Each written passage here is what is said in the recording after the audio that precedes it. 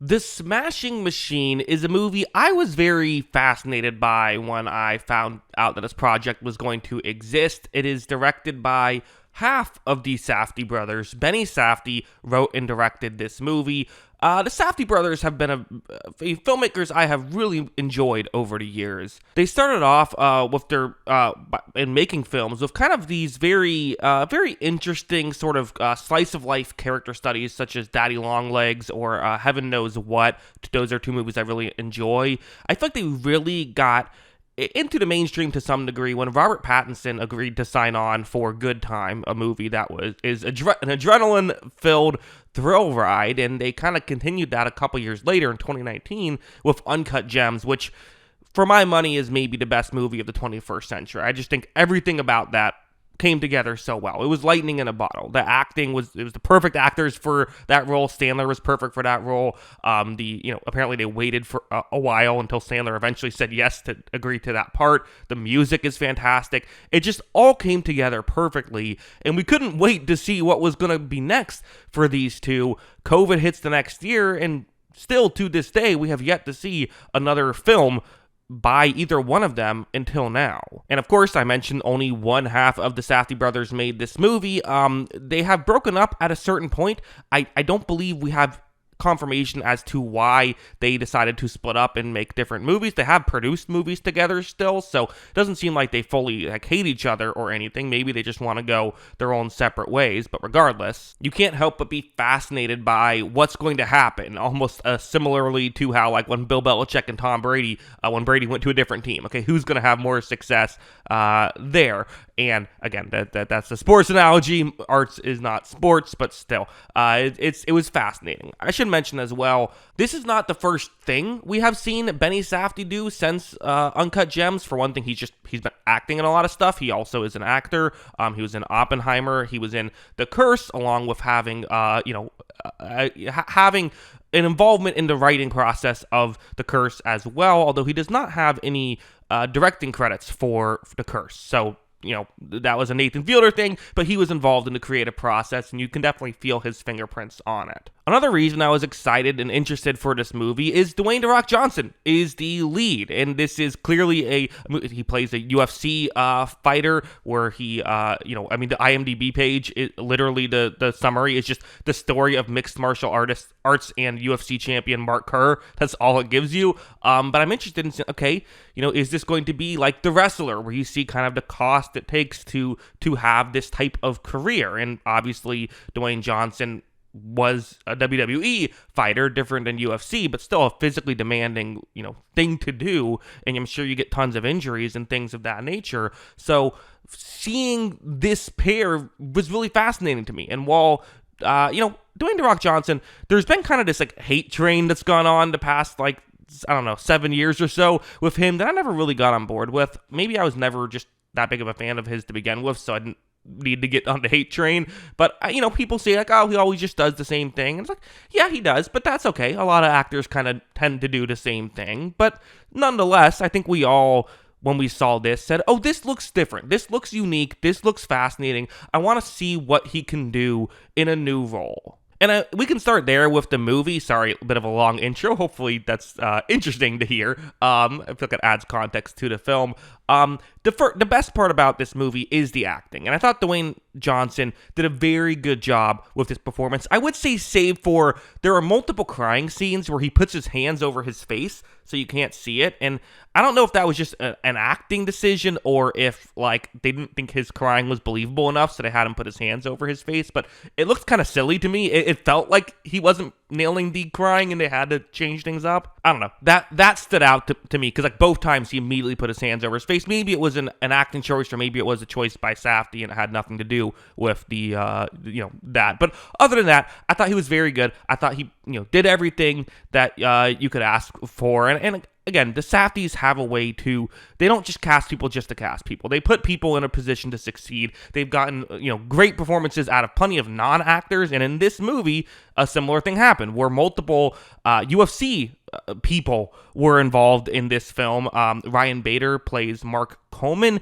and he totally, I would like to see him in more things. I thought he did a great job as Mark Kerr's friend, Baz Rutten, Sorry if I'm saying that name wrong. Not a huge UFC guy, but he's a UFC guy who was in this movie. So that is fascinating. Emily Blunt is fantastic in this role. If there were to be like one Oscar nomination I probably would give it to Emily Blunt. I thought that there was really an energy when she was on screen, I thought. So the acting is great. Really, you see the talent with Safdie as well in the directing and his phonetic editing, and he makes a couple of bold editing choices, not all of which worked for me, but I found them all at least interesting. I do have to say, though, while I'm kind of dancing around it, this was not a movie that really, I think, worked totally well for me. First, we should just mention, like, if you are trying to figure out if you should go see this movie or not, this is not Uncut Gems. This is not Good Time. This is very much the Safdie's older work. This is closer to The Curse or closer to Daddy Longlegs in the character study about Mark Kerr and about his girlfriend played by Emily Blunt. But I would say the difference between those projects and this one for me is I just didn't really find these characters to be that fascinating to spend time with. Like, even in The Curse, which the characters are so unlikable in that TV show, but you at least, I feel like I'm fascinated in what they're doing, and I'm interested in spending time in that world and seeing what they're trying to do. And there's definitely anxiety-inducing moments in that. There really isn't any of those moments in this film, which is okay, but it to me it hurts the overall strength of the film when so much of it is just Dwayne Johnson and Emily Blunt arguing with each other. If I don't really care that much about them. I will say, though, like I said, some of these sequences here are fantastic, including a sequence where you just watch Dwayne Johnson for like 2 minutes walk through the halls. I won't give the context because that would be a spoiler, but that was fantastic for me. There was a handful of moments where I'm like, this shows like Benny Safdie has tons of talent, and even though this isn't a super positive review of this movie, I do see the talent, and I'm still a believer in that his next movie can be a massive success. I thought the fighting sequences were very interesting, and again, it's hard to film that, right? Because you have a crowd that you want to have. You can't just have them actually hit each other and like injure each other, so you have to kind of find a way to fake it and make it look real. I thought they did a good job with that. I wasn't blown away by it, but I thought it worked for me. Have we seen this better?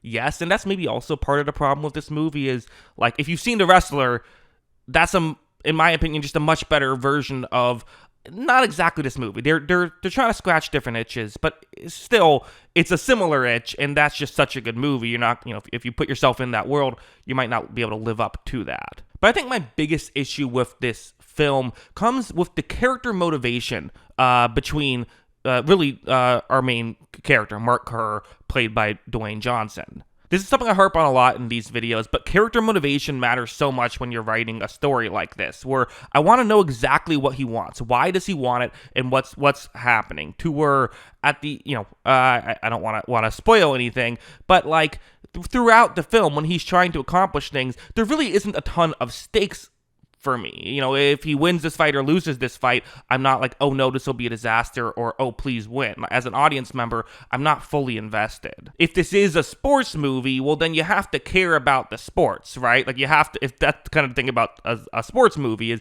you have to have more so that you care who wins or loses. So even if it's a lot of sports movies will have, the team you want to win lose at the end, but you cared they lost, but then it makes you feel better at the end with something that they do, right? It'd be kind of hard to classify this as a sports movie. I feel like it is, again, very much in the vein of a Daddy Longlegs, a character study of these people, but ultimately, I guess I'm kind of just left confused as to why Benny Safdie chose this project to tackle. Maybe he's just a Mark Kerr fan and found his life interesting and wanted to make a movie about that. Possibly. Maybe he was just fascinated about the concept of, a fighter who is going out and risking life and limb to, make a living, and it also is having relationship issues of their own. But it's just not something that, like, again, did a ton for me. I should probably take this moment to say I did not hate this movie either. I think that there was a lot of it was pretty watchable for the most part. I never really felt like I wanted to escape the movie theater or anything like that. I wasn't in danger of walking out. But I think that this film just kind of needed to maybe was trying to do too much. And again, for me, I can only speak from my personal experience. Maybe you got a lot out of some of this stuff. I just didn't. I never really fully understand what the point of this film was. What was it trying to tell me? I got some ideas. I think that to some degree it is trying to talk about how you handle losing, but I don't think it dove deep enough into that for me to really grab a handle of it. And also for a movie where so much of it, as I said, is Dwayne Johnson and Emily Blunt arguing with each other.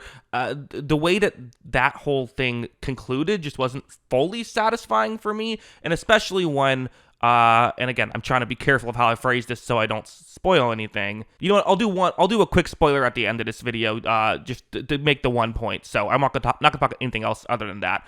So I'll give that in a second. But first, let's just give what I recommend it, what would I rate it, all that stuff. It's probably like in between a 5 or a 6 out of 10 for me, somewhere around there. I don't know. We'll call it a 5.5 out of 10, I suppose. Who cares? It's my ratings. What does it matter? We'll see what I rate it on Letterboxd, which, by the way, I'm on Letterboxd. Check that out if you want to. Link is in the description for that. Is Jackson Kruger.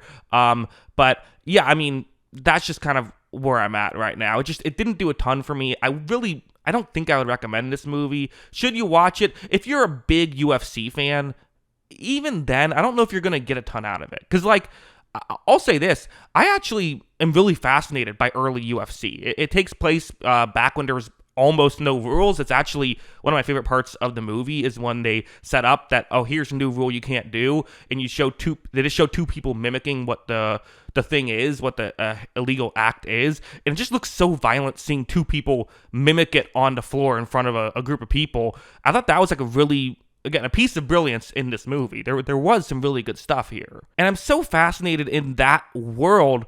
I'm almost just a little disappointed Safdie chose to adapt Mark Kerr's life from this stage instead of maybe making up a character and being able to dive deeper into what actually was going on during those Pride events back then. Different kind of Pride events than what are happening now. But I just find that world so fascinating. There's actually a really good John Boyes, or is it Bois, video about that. That's on YouTube. Check that out.